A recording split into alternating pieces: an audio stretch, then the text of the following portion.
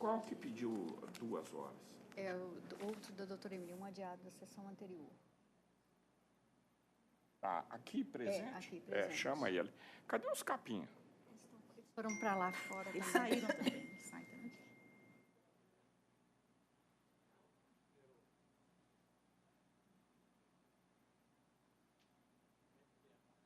Pode. Processo seguinte, adiado da sessão anterior, processo eletrônico, sala de sessão, relatora desembargadora Emília, segunda votante, Processo desembargadora que nem devia entrar, gente. Camila, O sujeito terceiro faz votante. isso e depois ainda reclama. Putz, grila. O sujeito faz um negócio desse, ainda reclama depois. Não, e era gerente geral, né? Hein? Ele era gerente geral da agência. Não, gente, se eu fizesse isso, fosse pego, eu ficava com vergonha, deixava pra lá. Foda-se.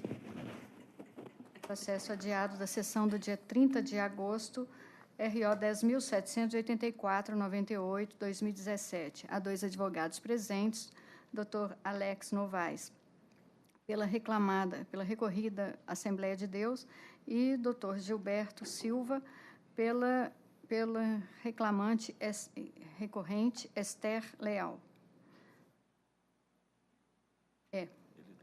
Eletrônico. Qual o número? 10.784-98. Ele está com uma estrela. Ah, tá. É o doutor Alex, os 2 advogados. Excelência, eu falo pela recorrida, se não me engano, o doutor Gilberto fala antes, dos 2 advogados. Pois não, é a relatora para a leitura da conclusão. Eu estou conhecendo do recurso e, no mérito, dou-lhe um parcial provimento para excluir da condenação a autora do pagamento da multa por litigância de má-fé. É como voto. Quem está pelo recorrente, com a palavra, doutor. Excelentíssimo senhor presidente, senhora relatora, demais membros. A presente ação foi julgada sem oitiva das testemunhas e a sentença monocrática julgou os pedidos iniciais improcedentes, entendendo que, em um caso em apreço, não restou caracterizada a existência do liame empregatício. Ocorre que, ao fazer a oitiva da reclamante, e isso está assim bem configurado nos autos, é fácil a gente ler e perceber, o excelentíssimo senhor juiz que estava julgando a ação, por diversas vezes ele fez ameaças, parou inclusive o julgamento por mais de uma vez para poder ameaçar a reclamante sobre a possibilidade de que a ação dela fosse julgada improcedente, inclusive com a possibilidade de aplicação de multa. A reclamante, já um tanto quanto atemorizada pela situação e pela forma como foi abordada em audiência, isso consta claramente na ata, porque ficou registrado na ata, inclusive esta ameaça, na minha compreensão clara, e forçou a reclamante diversas vezes, mesmas perguntas, repetidas vezes as mesmas perguntas, e, por fim, entendeu que ela estava ali a pleitear uma ação em decorrência, ou fazendo daquela ação, uma ação de perseguição à instituição, porque, segundo, e inclusive este é o fundamento da ação, é o fundamento da sentença, segundo ele, o esposo da reclamante havia sido afastado da igreja, então teria problemas com a igreja, e por isso seria uma forma de vingança. Toda a sentença está muito bem centrada nesse termo da vingança, inclusive a fixação dessa multa por litigância de má-fé, que o senhor relator já afastou, ela também foi sustentada com essa alegação de que essa ação trabalhista era uma vingança. Acontece, excelência, que nós temos nos autos os comprovantes de recebimento. Nós temos nos autos, inclusive, um documento vindo do departamento pessoal dando à reclamante ordens em relação à questão de horários. Nós temos nos autos a declaração dela de que trabalhava na instituição por causa de salário e pela fé. E é lógico que nesse tipo de instituição, a maioria dos seus empregados fazem parte do seu corpo espiritual.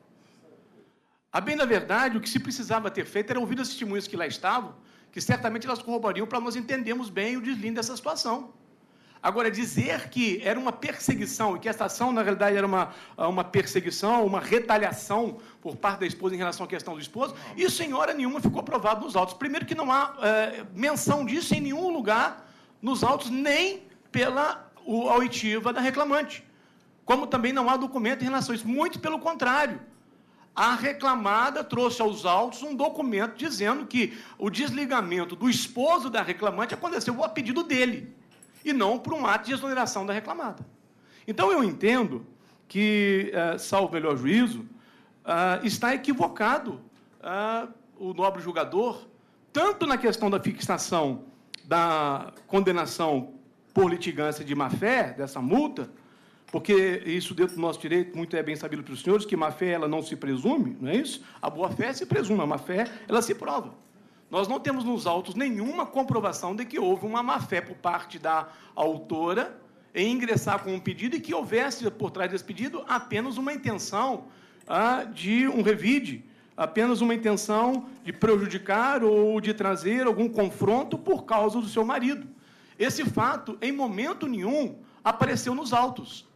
Em momento nenhum, nem por nossa parte, nem por parte da reclamada, nem por parte da reclamante no seu depoimento, mas é sobre esse argumento de que esta ação estaria firmada numa perseguição, ou numa insatisfação, ou numa dificuldade entre a reclamante, que teria o seu marido sido exonerado, a reclamada, perdido a relação com a reclamada, e que, por isso, seria uma forma de vingança. Excelência, eu acho que seria prudente nós ouvirmos as testemunhas neste caso, porque eu acho que as testemunhas teriam muito a clarear em relação ao que efetivamente se fazia. Há salários recebidos, os comprovantes de pagamento de salário estão aí robustamente comprovando que recebia-se um valor. Há a prova, a fala da reclamante, quando foi inquirida pelo juiz, sobre o que ela entendia, e ela entendia que recebia salário. Há uma prestação continuada, há, na realidade, uma subordinação, porque, inclusive, nos autos há um documento que diz claramente, ela recebendo uma ordem da diretoria administrativa em relação ao horário de funcionamento e de cumprimento de horário dos empregados. Então, eu entendo, da Tamásio Avênia, que a decisão do juiz de primeiro grau que resolveu julgar em procedente de ação, dizendo que se trata de uma ação de vingança ou de uma atitude de vingança da esposa em relação ao seu esposo, ela não está nos autos, não existe esse fato. Isso sequer, na verdade, foi abordado. Então, por essas razões, já considerando afastada a questão da multa por desligância de má-fé, espera-se que seja conhecido o presente recurso para poder cassar essa sentença, determinar o retorno dos autos, para que se prossiga a oitiva das testemunhas, por entendermos que esta é a melhor forma de nós elucidarmos, à luz do direito e à luz da justiça, o direito que está sendo trazido à apreciação de vossas excelências. Agradeço pela atenção e, desde já, manifesto a minha compreensão e, acima de tudo, meu agradecimento à atenção de vossas excelências. Doutor, o senhor quer sustentar a manutenção da multa? Sim, excelência. Porque, se houver reversão, eu lhe dou a palavra quanto ao mais, mas, por hora, só quanto Não, a... perfeitamente, excelência. Pois não. A relatora? Senhor presidente, com relação à primeira arguição da tribuna, com relação à não oitiva de testemunhas, o juiz entendeu desnecessário ouvi-las em razão das declarações da própria reclamante no depoimento pessoal. Assim ele fala: vejo claramente que comparece em juízo quase a título de vingança privada, isso entre aspas, formando minha convicção neste particular pelos seguintes pontos que serão abordados na sentença. Em vista disso, já convencido, ele entendeu por bem que não haveria necessidade, como evidentemente que o juiz é que define as provas necessárias à elucidação do fato, então ele próprio dispensou a oitiva. A questão de fundo, que é essa questão de vínculo de emprego, eu mesma entendi que não houve má-fé, tanto que eu excluí a multa, mas, na verdade, o voto enuncia bem o fato, a situação ocorrida. A autora é esposa do pastor, que por tanto tempo ficou à frente da igreja e que pediu exoneração em 2015. E ela, evidentemente, que como esposa do pastor, ela assumiu alguns trabalhos sociais à frente da igreja, o que é uma coisa muito natural, sendo a esposa do pastor. Então, ela participava de eventos, ela organizava alguns encontros, enfim, tudo isso que, para mim, estava muito, muito mais ligado às atividades de cunho religioso. Ela tinha uma missão também, junto com seu marido, mas nada que pudesse realmente caracterizar um vínculo de emprego. E se, algumas vezes, ela recebia algum valor, era justamente para empregar na realização de eventos. Ela comparecia a esses eventos, ela acompanhava o marido em aniversários de outros pastores, em outras situações. Então, eu pela prova toda, eu até extraí aqui um trecho da audiência, a depoente era subordinada ao próprio marido, que era o presidente da entidade religiosa, que a depoente não marcava ponto, não tinha horário, e ao reclamado conforme as atividades do dia, que são essas atividades que ela desempenhava, que trabalhos externos eram apenas por ocasião dos eventos, como, por exemplo, ir a lojas coordenar o marketing, que a depoente acompanhava o marido em eventos sociais, como, por exemplo, aniversários de outros pastores, que, ao longo de todos esses anos, o marido da depoente, como presidente do reclamado, a depoente nunca tratou do assunto remuneração com ele. Então, eu não retirei dos autos nada que pudesse sustentar a tese da reclamante. Portanto, eu, data máxima vênia, eu estou mantendo meu voto. Segunda votante. Por tudo que nos autos consta e pelo voto da eminente relatora, estou acompanhando integralmente. Eu também, inclusive quanto à multa por litigância de má-fé, porque, pelo que eu depreendi aqui, ela era uma espécie de primeira-dama, né? Sim. E executava serviços voluntários, né? O que Agora, é praxe, não há né? vínculo entre a União e a dona Marcela, né? Como não há vínculo entre a igreja e essa senhora. Agora, reclamar está dentro de uma linha de razoabilidade, né? Embora não seja o melhor ponto de vista, tá. Então, eu acompanho Vossa Excelência e proclamo o resultado nos termos do voto da relatora. Pois não. Obrigado, Excelência. Boa tarde a todos. Tchau. Agora, de novo. Varginha. Lá, né? Processo com sustentação oral à distância do foro de Varginha. Relatora, desembargadora Emília. Segunda votante, desembargadora Camila. Terceiro votante, desembargador Bozon. Número 15 da pauta, ROPS 10.730-97, 2017. Está presente no foro de Varginha, doutor Gabriel Mendes, pela primeira reclamada recorrente, PP Print Embalagens. Eu peço à relatora que leia a conclusão do voto. Trata-se aqui de um ROPS, as duas partes recorrem, eu estou conhecendo dos recursos, estou rejeitando as preliminares de incompetência da Justiça do Trabalho e, no mérito, nego-lhes provimento, confirmando a sentença recorrida. O senhor está por uma das recorrentes, não é isso, doutor? Exatamente, Excelência. Estou pela primeira reclamada, PP Print. Então, eu lhe dou a palavra. Pois não. Boa tarde, excelentíssimo presidente. Gostaria de cumprimentar também a excelentíssima relatora e a segunda votante. E eu gostaria, com todo o respeito, né, pelo voto que já foi proferido pela ilustre relatora, de apelar para a sensibilidade de vossas excelências, que a questão há uma peculiaridade, talvez tenha sido, né, um equívoco cometido já em primeira instância e se não nos atentarmos, pode ser mantido agora por vossas excelências lá. Com toda a data da máxima vênia.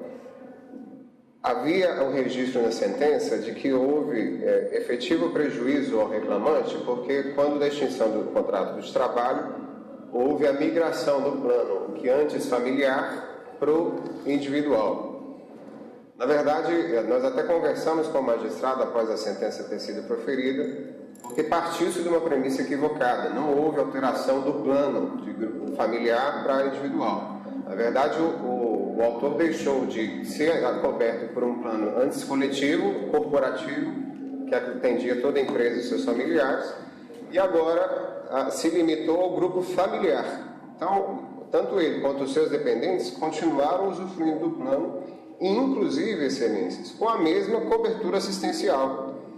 Isso é um detalhe importante que não pode passar despercebido. Então, não houve prejuízo. Inclusive, nesse tocante, a sentença, né, de origem havia determinado que a reclamada mantivesse a mesma cobertura assistencial, inclusive deferindo esse pedido em sede liminar, mas quanto a isso, na verdade, é até impraticável, porque não tem como a reclamada chegar perante a Unimed e impor que ela mantenha a mesma cobertura assistencial, porque, na verdade, ela já foi mantida. O reclamante tem a mesma cobertura que usufruía enquanto estava nativa, antes da extinção do seu contrato de trabalho. Feita essa ponderação mediante embases declaratórios, o juízo de origem chegou a retificar, de certa forma, a sentença, mas com essa observação: olha, na verdade ele saiu do plano corporativo, foi para o plano familiar, mas houve alteração dos valores que eram pagos. E aí, com relação a esse segundo ponto, ele proferiu a sentença, mantendo, né, integralmente, e condenando a reclamada a arcar com os valores que o reclamante teria, mas garantindo o plano anterior, como se nativa estivesse, e lhe pagando as diferenças, porventura, pagas a maior, tanto da sua cota parte, né, quanto da cota parte da patronal. E aí eu acredito, excelências, que veio a grande injustiça dada da máxima vênia, né? Isso porque surgem dois fatores. A lei que regulamentou a questão, nos seus artigos 30 e 31, ela garante ao empregado demitido a mesma cobertura assistencial. E isso já está garantido. Em momento algum, ela fala que o empregado tem garantido o mesmo valor pago como se nativa estivesse, desde que ele arque com a cota parte da empregadora. E a Unimed, que é, no caso, a operadora do plano de saúde, ela tão somente cumpriu o que o regulamento da ANS fez com relação à lei, que no seu artigo 16 ele determina: olha, o valor da contraprestação pecuniária a ser paga pelo ex-empregado deverá corresponder ao valor integral estabelecido na tabela de custos por faixa etária. Ou seja, necessariamente teria um acréscimo. Mas agora, responsabilizar o antigo empregador por pagar essa diferença, eu acho que aí está um pouco equivocado, excelências, porque uma coisa é manter um plano, e no caso dessa reclamada especificamente, havia mais de 300 pessoas que eram atendidas.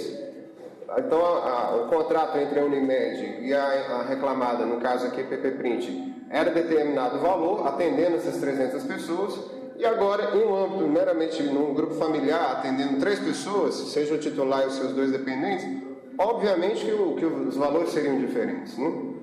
Mas não se atendo tão somente a isso, ainda que Vossas Excelências compreendam que ele deve arcar com o mesmo valor que tinha, como se nativa estivesse, enquanto empregado da empresa.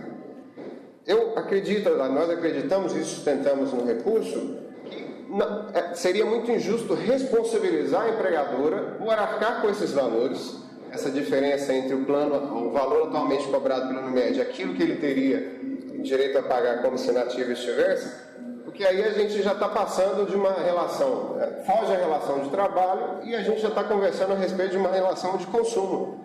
Como é que eu, empregador, vou obrigar a Unimed, nesse caso a sentença é específica nesse sentido, a obrigação de fazer, a manter não só a mesma cobertura que já está mantido, mas também o mesmo patamar pago pelo reclamante enquanto estava nativo? É impossível, excelências. Eu sinceramente cheguei para o nosso cliente e falei: olha, eu não sei nem como nós vamos colocar em prática essa sentença. E talvez, né, em pesquisa até para fazer a sustentação oral, nós achamos alguns casos similares, mas que tinham suas peculiaridades. Nós até citamos no nosso recurso, e o juízo de origem cita esse julgado nos embargos de declaração, na decisão que foi proferida, em que envolvia o Banco Itaú, de um lado, e a Fundação Itaú Social, de outro. E o Banco Itaú é mantenedor da fundação. E aí sim, vale a pena sustentar, porque até na minha visão há um efetivo prejuízo, como empregado foi contratado pelo Banco Itaú, trabalhou, que seja 25, 30 anos, pagando um determinado valor a título de plano de saúde, tem extinto o seu contrato de trabalho. Obviamente ele tem direito a manter o mesmo patamar que ele pagava enquanto nativo estivesse, porque nós estamos falando praticamente de um grupo econômico, né? Ao empregador, e esse mesmo empregador é mantenedor da fundação social, da operadora do plano de saúde, e aí sim, eu digo até justo que se mantenha o mesmo patamar, desde que o empregado, obviamente, arque com a cota parte dele e a cota parte da empresa, mas dentro daquele patamar sustentado do plano. Agora aqui, excelências, nós estamos falando de uma empresa particular e de uma operadora do plano de saúde que tem, trabalha em âmbito nacional, mas que não tem relação nenhuma com a empregadora principal. Então, de que maneira eu poderia, enquanto empregadora, ditar normas para a Unimed, no sentido de que ela deve manter o mesmo patamar praticado pelo empregado enquanto estava na ativa? E aí penso, excelências, que por isso nós suscitamos até incompetência, porque ditar a respeito de valores, de quanto o empregado deve pagar ou não, a partir de então, desde a sua extinção do contrato de trabalho, talvez não geraria nem na competência material dessa especializada. Porque já sai da relação de trabalho, estamos falando como se nós estamos falando tão somente dos valores, aí já se aplica tão somente uma relação de consumo. A obrigação da empregadora, e isso foi mantida, abra-se desse veemência a isso, era garantir-se ao empregado a mesma cobertura assistencial como se na ativa estivesse, e isso foi mantido. Tanto que os próprios documentos que ele juntou, consta ele como titular e os seus 2 dependentes, esposo e filhos, garantindo-se a mesma cobertura assistencial que ele até então usufruía. Agora, o valor em si, eu, empregador, não tem como nem chegar na Unimed ou ditar normas para que, a partir de então, extinto o contrato de trabalho, se mantenha o mesmo patamar daquilo que ele pagava enquanto na ativa estivesse. Diferente seria o caso, excelências, de empregado que se aposentou por invalidez ou se afastou por motivo de doença ocupacional ou acidente de trabalho, aí sim, porque o contrato está suspenso.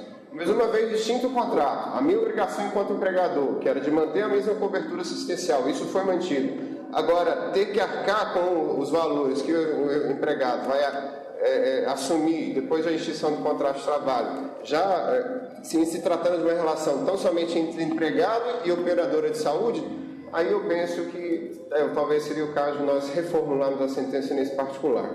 Até porque, reitero aqui, é impraticável, não tem como, nem a reclamada, dentre toda a sua boa vontade, já conversamos com o pessoal da Unimed também, não tem como nós colocarmos em prática a antecipação da tutela que foi deferida em primeira instância. E aí eu gostaria de apelar para a sensibilidade de Vossa Excelência, principalmente diante da crise, porque abriu-se um precedente em empresa com mais de 100 empregados, 300 dependentes no total do plano de saúde, passaria a haver uma enxurrada de ações discutindo a mesma questão, como se eles tivessem direito a arcar com os mesmos valores, como se na ativa estivesse, e eu acredito que fundamentado num caso, que talvez seja o precedente disso tudo aí, que é do Itaú e da Fundação, que aí sim é um grupo econômico, que obrigatoriamente deveria se manter os mesmos valores. Reiterando aqui, já encerrando a minha fala, que a lei que regulamenta a matéria e o regulamento da própria ANS, em momento algum, garante ao empregado o mesmo valor, garante a mesma cobertura assistencial. Mas o valor, a partir de então, já extinguindo a relação de trabalho, já é entre ex-empregado e a operadora do plano de saúde, de acordo com a tabela estabelecida pela própria ANS. E aqui gostaria de encerrar minha fala, agradecendo a oportunidade de mais uma vez estar aqui com Vossas Excelências, e já respeitando, obviamente, o posicionamento da ilustre turma julgadora, mas gostaria muito de apelar pela sensibilidade e pela reforma da sentença integralmente. Muito obrigado pela oportunidade. Relator. Senhor presidente, eu entendi correto o raciocínio elaborado pelo juiz de primeiro grau. Aqui, no caso, veja bem, não é ad eterno que a empregadora vai arcar com essa diferença do plano, não. A cláusula, há uma cláusula contratual, inclusive, que dá esse suporte ao direito do empregado.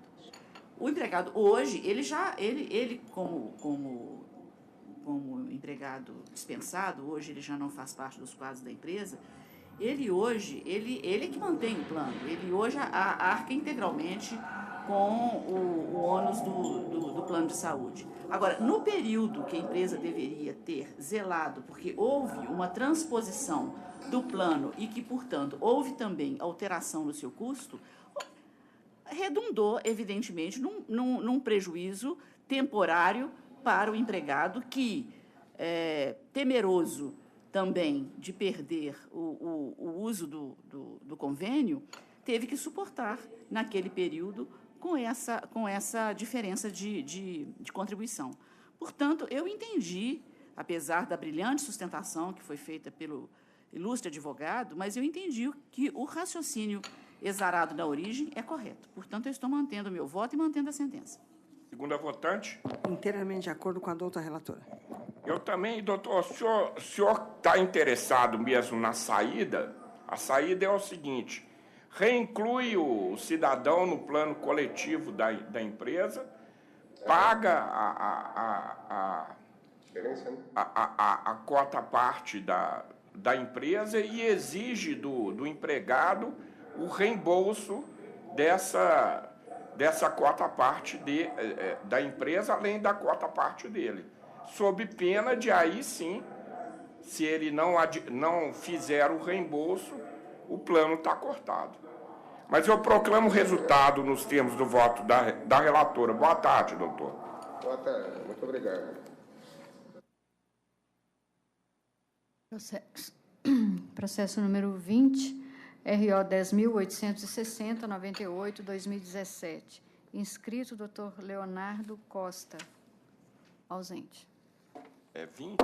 20 da pauta eletrônica de doutora Emília. Qual que é o Clube Atlético Mineiro. RO 10.860, 98.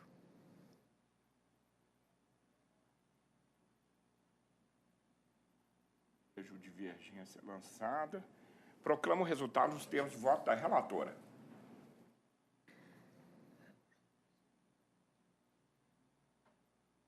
Tem mais sustentação à distância? Não, então vamos para o físico. Processo físico, pauta de processo físico, pauta, número 4 da pauta, número 4 da pauta, RO 273, 2015, 113, relatora desembargadora Emília, revisora desembargadora Camila, terceiro votante, desembargador Bozon. Número 4, presentes, doutor Bruno de Assis, pela reclamada, e também doutor Alexander Martins, pelo reclamante. Na verdade, são as duas reclamadas. Duas reclamadas. Primeira, estou pela Nestlé e o doutor pela LDM. Segunda é reclamada. Acho que saiu errado aí. Eu peço à relatora que leia a conclusão do voto. Não, senhor presidente. Uma conclusão longa, peço a paciência de todos. Eu estou rejeitando a preliminar suscitada em contrarrazões pela LDM Logística Limitada de não conhecimento do apelo do reclamante quanto aos pleitos e reflexos da integração da ajuda à alimentação e do adicional de inspeção e fiscalização nas horas extras deferidas e ainda quanto ao pagamento de sobrelabor pela suposta participação em convenções. Estou conhecendo dos recursos, exceto do apelo da LDM Logística Limitada, na parte que trata de compensação, dedução e da metodologia de apuração do imposto de renda por falta de interesse recursal. Rejeito as preliminares de ilegitimidade ad causam da Nestlé Brasil S.A. e de inépcia da inicial. No mérito, dou parcial provimento ao apelo do autor para acrescer a condenação, reflexos das comissões atualizadas sobre o FGTS mais 40%. Dou provimento parcial aos recursos empresários para afastar o reconhecimento do vínculo empregatício com a Nestlé Brasil S.A., extirpando a responsabilidade que lhe foi imputada, bem como as condenações referentes à retificação da CTPS, multa e entrega de guias. Extirpar da condenação o pagamento de comissões do período de 1/8 de 2014 a 17/8 de 2014, mais reflexos. Afastar a condenação ao pagamento de reflexos do auxílio alimentação em horas extras pagas, aviso prévio, 13º salário, férias mais 1/3 e FGTS mais 40%, limitando-se a condenação ao pagamento de R$10 a título de vale alimentação nas sextas-feiras da Paixão e sábados e domingos de Páscoa. Fixar a TR como índice de correção monetária a ser utilizado quando da apuração dos valores devidos. E erradicar a multa por embargos protelatórios aplicados à Nestlé Brasil Limitada. Reduz o valor da condenação para R$28 mil, com custas de 560 a cargo da reclamada. É como voto, senhor presidente. Alguém está pela Nestlé? Eu.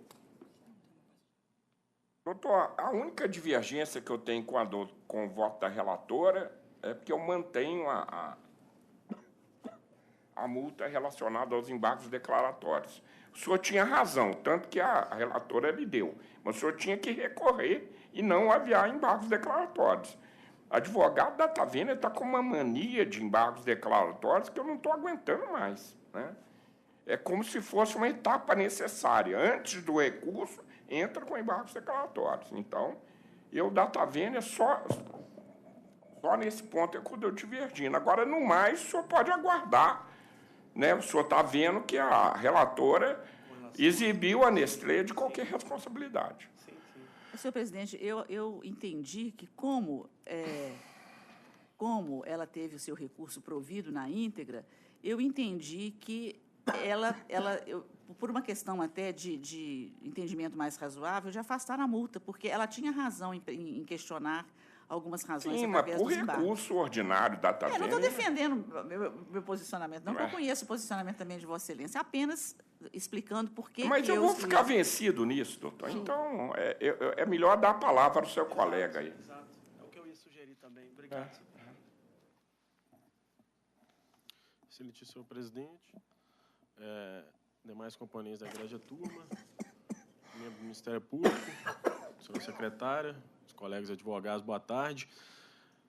Excelentíssimo presidente, nesse caso, tendo em vista que não há divergência quanto ao vínculo, vou me restringir a sustentação à questão das horas extras, onde a segunda recorrente, a LDM, pede vênia para discordar do voto da eminente relatora nesse sentido, exclusivamente por entender que o argumento sentencial para afastar a aplicação do artigo 62, né, que, no nosso entender, sempre deve ser, a princípio, validado, ele se restringiu à questão de uma presença em reuniões diárias, né, onde havia, ocasionalmente, a presença de um representante da Nestlé. Mas toda a dinâmica e sistemática da validação do trabalho externo, ela começa a ser percebida na própria inicial, onde o próprio autor fala que trabalhava eminentemente de forma externa. O que é corroborado, inclusive, pelo depoimento da testemunha, no sentido de que todos são unânimes a falar que compareciam, né, às reuniões, mas que esse comparecimento não era obrigatório, né, e que, mesmo que não houvesse comparecimento, não havia punição, e que, após todo o roteiro e as atividades externas, retornavam para casa. É claro que há a grande questão, se ainda permanece a questão, a dúvida de se havia possibilidade ou não do controle, o que também poderia aí afastar a exceção do artigo 62. Mas, no caso, restou demonstrado que havia um equipamento, que é o Palme, onde se lança ali vendas, mas que não necessariamente essas vendas são lançadas, e a empresa, em momento algum, fiscalizava esse tipo de lançamento, até mesmo porque há prova oral, no sentido de que a maioria dos vendedores deixavam para fazer o fechamento das vendas após a sua realização. Então, ele fazia o roteiro e lançava a qualquer horário, a qualquer tempo. Então, tendo em vista a prova oral produzida e todo o contexto e a dinâmica empresarial de uma representação comercial externa, onde se visita diversos clientes, né, a recorrente pede vênia para que seja reformada a sentença nesse sentido, né, de ser validada a jornada externa e excluído da condenação o pagamento das horas extras. É apenas esse ponto que a gente procura ressaltar. Se for o caso de entender os demais votantes, e pede aqui que sejam validados os demais argumentos do recurso ordinário, é o que se requer. Obrigado. Relatora?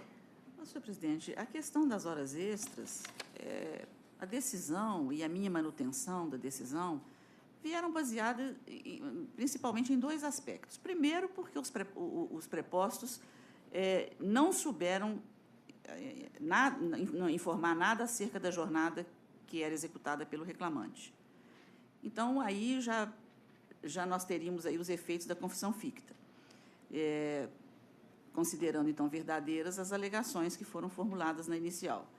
E, se assim não fosse também, houve uma testemunha, o senhor Paulo Alves Campara, que apontou que havia realmente um controle de jornada por meio do Palm Top e que havia labor aos sábados e domingos que antecediam a Páscoa e na Sexta-feira da Paixão, e ainda a obrigatoriedade na participação da convenção anual. E disse ainda que a ré não impunha nenhuma obrigação para ser cumprida em suas casas após encerrarem a jornada no último cliente.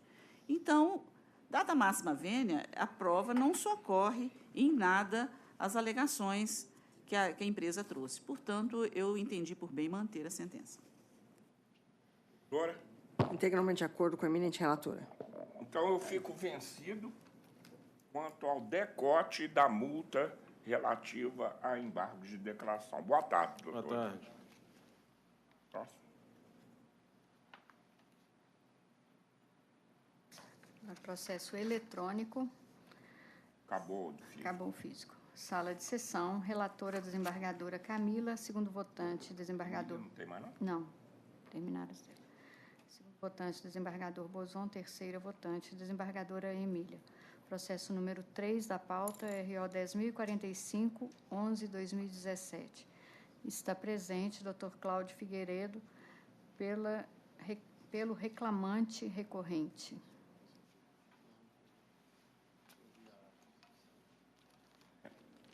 10.045. 45. Relatora, para a conclusão do voto.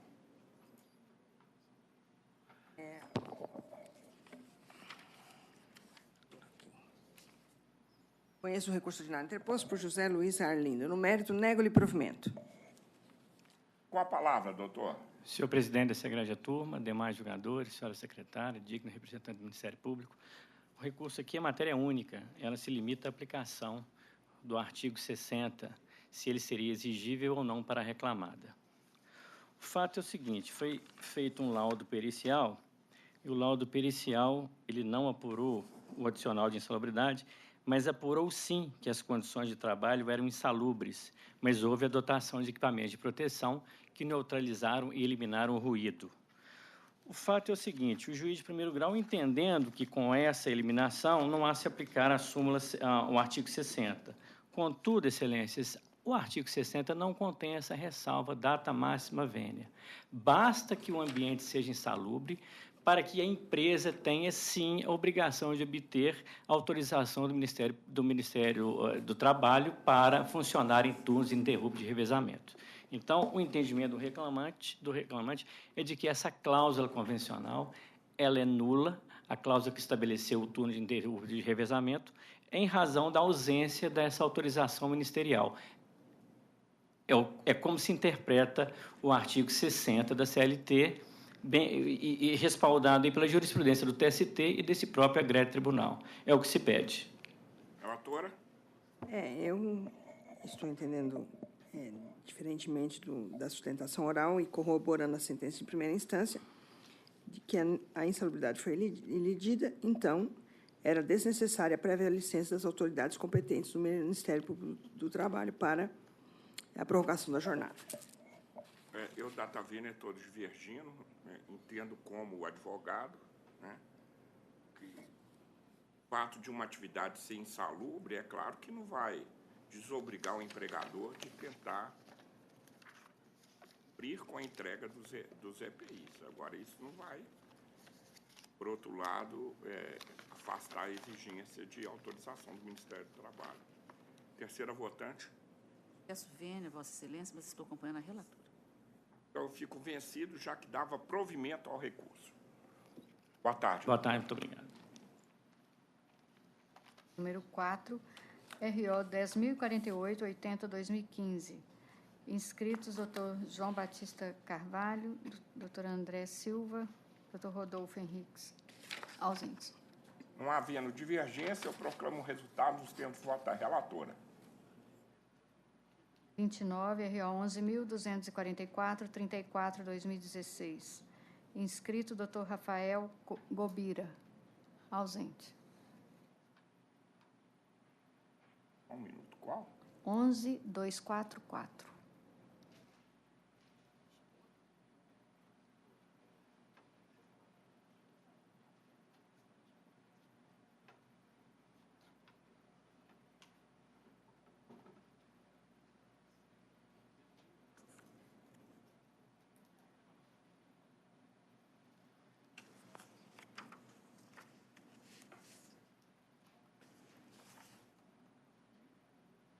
Milton Engrácio dos Santos. Não havendo divergência, eu proclamo o resultado dos termos de voto da relatora. Próximo processo, a pedido da relatora, foi retirado. É o processo número 40, reexame necessário, 12.084, 40... Esse reexame necessário até está errado. Não tem nada com isso. Com certeza esse processo já abriu uma vez. Camila, aí não tem vínculo aqui nem na China.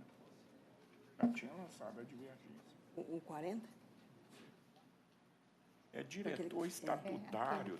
Era o principal executivo da empresa. A relatora pede retirada de pauta. Ele quer uma autonomia absoluta que ninguém tem, nem o controlador do Bradesco. Ele pode fazer... O senhor lançou uma divergência? Lançou. Ah, tá. E Vossa Excelência está acompanhando também? Estava acompanhando, porque realmente eu também detectei que não tem jeito. Vamos retirar? Não, eu retirei já de está pauta. retirado. Já retirei. Processo número 16, RO 10.562, 28/2016. Está presente apenas para assistir ao julgamento pela reclamada recorrida. A Camila. Essa é a relatora que lê a conclusão do voto. É o 16 da pauta? 16. 10.562. Conheço o recurso ordinário interposto pelo autor Keller Rocha, rejeitando as impugnações de não conhecimento por deserção e ausência de dialeticidade, ventilados pela REM contra razões. Preliminarmente, rejeito a arguição do autor de nulidade de sentença por negativa de prestação jurisdicional. No mérito, nego o provimento ao recurso. Não havendo divergência, proclamo o resultado nos termos de voto da relatora.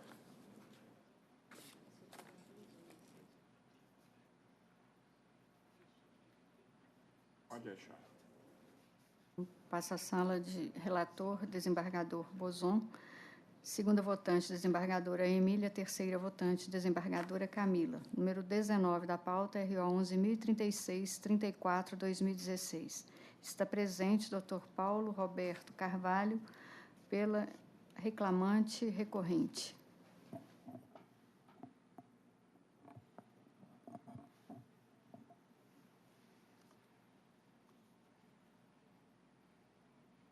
Vera e Correios, né? Vera Lúcia Teixeira.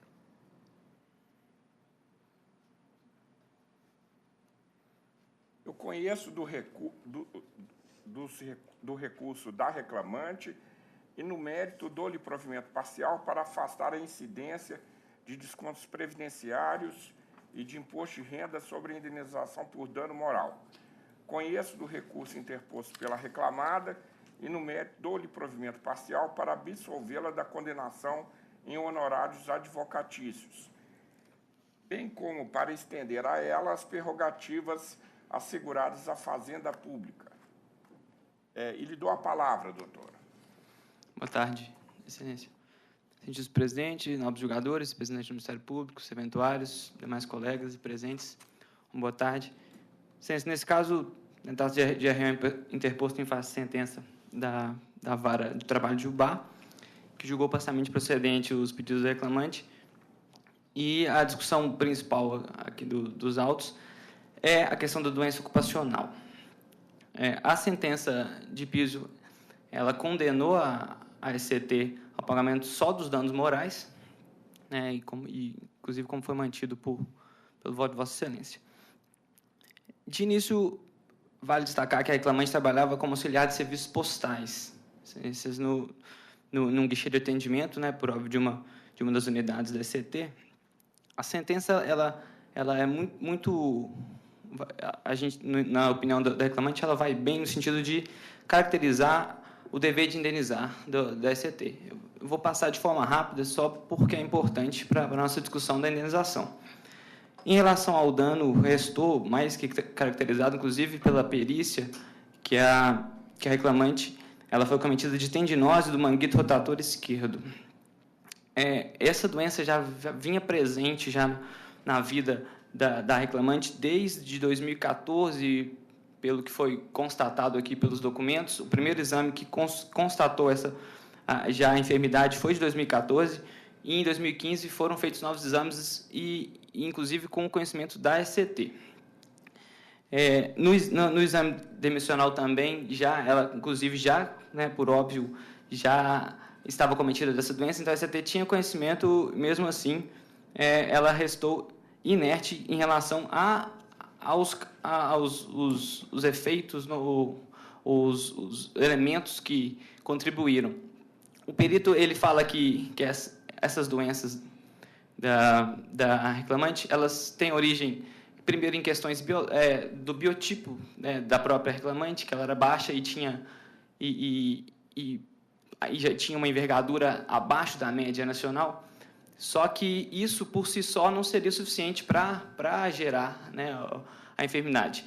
No caso, a ECT, ela não se desvencilhou da obrigação que ela tinha de manter um posto de trabalho adequado à biometria da própria reclamante. Como restou também já comprovado nos autos, o posto de trabalho ele era o posto de trabalho era muito alto, não tinha o descanso para os pés da reclamante, e a cadeira também ela não tinha regulagem. Então, isso tudo contribuiu para que ela gerasse essa enfermidade, que cometeu principalmente a parte superior do tronco dela e os membros superiores. O nexo causal também restou também bastante caracterizado, porque o próprio perito também ele configurou como com causa por todos esses motivos que eu já citei, e também ele concluiu que os danos causados foram irreversíveis. A reclamante ela teve essa incapacidade parcial permanente, então ela agora atualmente ela está impossibilitada de continuar na mesma profissão. Ela não pode fazer as mesmas atividades que ela fez por 40 anos para a ECT, por conta dessa enfermidade. Então, o prejuízo perene, ele restou mais comprovado. Então, já entrando em relação à culpa da ECT, também o perito, inclusive, ele discorre aqui que várias NRs foram descumpridas pela ECT, NR17, NR07, a 09, 05, e a ECT, inclusive, deixa de juntar o PPRA, PCMSO, os documentos necessários a comprovar que ela se importava ou zelava pela ergonomia do ambiente de trabalho da reclamante, ela deixou de juntar. Além disso, a prova testemunhal também vai nesse sentido. A testemunha ouvida ela falou que não havia ginástica laboral, não havia pausa para descanso, o mobiliário da agência era velho, a cadeira não tinha regulagem e o balcão era muito alto. Tudo corroborando o próprio laudo pericial. Adentrando aqui aos pleitos, Excelência, a sentença ela condenou a ECT ao pagamento dos danos morais, só que fixou em apenas R$5.000. Excelência, por todo esse dano que já restou comprovado, esse descaso da ECT e o próprio poder econômico da empresa, R$5.000 é um valor irrisório no entendimento da reclamante, em que pese o entendimento e o respeito ao entendimento da sentença de piso e do voto do eminente relator. Esse valor é irrisório e, por isso, a reclamante, por tudo já citado, pede a majoração. Além disso, em relação aos danos materiais, os artigos 949 e 950 do Código Civil, ele prevê a reparação integral. E, nesse caso, também a sentença não entendeu pela reparação, não condenou a ECT a esse pagamento. E o artigo 950 ele é muito claro, que ele fala que é o dever de indenizar quando me permita eu ler, o reclamante não possa exercer o seu ofício, ou o ofendido, no caso, não possa exercer mais o seu ofício. E é esse o caso, como restou comprovado pelo próprio perito. A reclamante está impossibilitada de exercer qualquer atividade que exija dela movimentos repetitivos com os membros superiores e também uma postura forçada, que é o que ela fez por 40 anos na empresa, né? Exigir que ela faça outra coisa agora em função desse descaso da ECT também, que gerou essa doença nela. Então, esse é um dano que na nossa opinião, restou caracterizado e, por isso, deveria ser provido recurso nesse tocante. Em relação às contribuições previdenciárias fiscais, a Vossa Excelência já concedeu, então, eu me isento de sustentar no mais, só peço que reitero os pedidos do recurso e agradeço pela atenção, Excelência. Eu estou entendendo aqui que ela está em incapacidade para exercer essas funções que, por causa da baixa altura dela, ela nunca deveria ter exercido, né? Então, por isso que eu entendi que não há dano material, né? Ela não deve exercer mais essa função nem nos Correios, nem em outro lugar, né? Então, não se negou a natureza concausal ocupacional. Só que eu não dei a estabilidade também porque ela aderiu a um plano de demissão voluntária. Sim, né? sim. Então, Tudo bem, sim. agora, eu tenho como prática não alterar os valores da primeira instância, salvo uma evidente disparidade. 5 mil pode ser pouco para quem recebe, mas para quem paga, dói. Então, com essas considerações, eu mantenho o meu voto. Excelência, uma questão só de fato em relação a... Pois não. O perito fala aí, Vossa Excelência foi no ponto em relação a isso, que a baixa estatura dela contribuiu. Mas o trabalho dela era como atendente de guichê, né? Então, assim, Mas nesse caso, a altura não deveria... Houve um erro dos Correios de permitir que ela exercesse essa função, mas ela não deve ser atendente em lugar nenhum por causa desse problema da altura dela, né? Eu novamente eu respeito o entendimento, só que o perito, inclusive, ele fala que se tivesse sido respeitada a ergonomia, esse problema dela poderia não ter aflorado, né? Se ela tivesse um balcão que fosse adequado, uma cadeira adequada, tivesse o apoio para o pé que funcionasse, como o perito viu que não funciona, né? Assim, eu acho que talvez ela não precisasse ser privada de exercer a função dela, que ela exerceu por 40 anos, inclusive. Mas eu respeito. Eu não gosto de julgar com se o América seria campeão brasileiro. Então, não dá. A segunda votante... Integralmente de acordo com Vossa Excelência. Terceira votante. Também, senhor presidente, inteiramente de acordo. Boa tarde, doutor. Boa tarde, muito obrigado, Excelência. Processo número 13, RO 10, 802, 76, 2014. Está presente o doutor Paulo de Jesus pelos recorridos 1º e 4º reclamados. Qual o número? 10, 802. 13. 13 da pauta. 10, 802. Tá por quem? O 1º e 4º reclamados. Hugo Camargos Filho. Recorrente ou recorrido? O senhor está por recorrente ou recorrido? Recorrido. Recorrido? Recorridos. 2 recorridos. Eu estou negando provimento. O senhor aguarda eventual divergência? Ok. Há divergência? Da minha parte, não, senhor presidente. Então, eu proclamo o resultado nos termos do meu voto. Boa tarde, doutor. Boa tarde, eu agradeço a todos. Bom feriado, né? Bom descanso. E Deus salve o Brasil, porque se precisar da nossa elite... Número 24, AP 11 779 94 2014. Presente, doutor Leonardo Lopes, pelo agravado exequente Anderson Xavier. Número 24.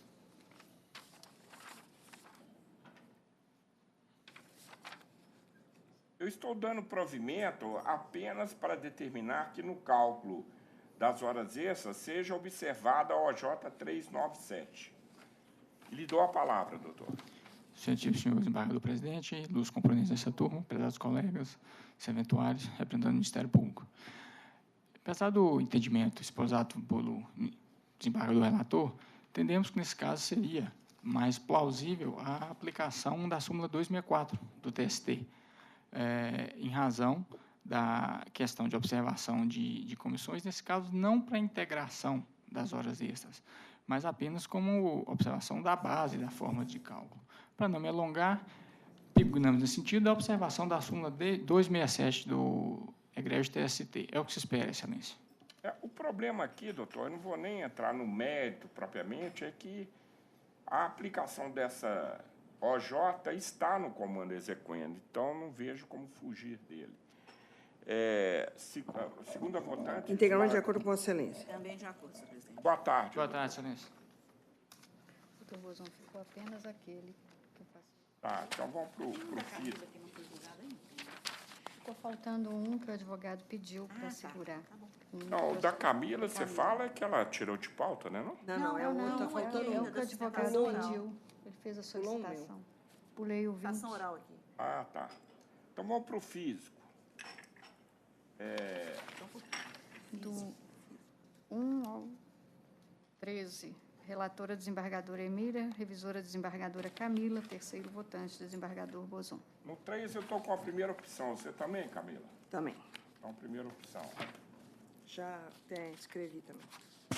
No 5, eu coerentemente com um voto dado por mim na última sessão, eu sou pela conversão do julgamento em diligência para a regularização da representação. Então, nesse caso, eu estou acompanhando a relatora em razão da súmula 383, inciso 2 do TST. Então tá. Então eu fico vencido, já que converti o julgamento em diligência para regularização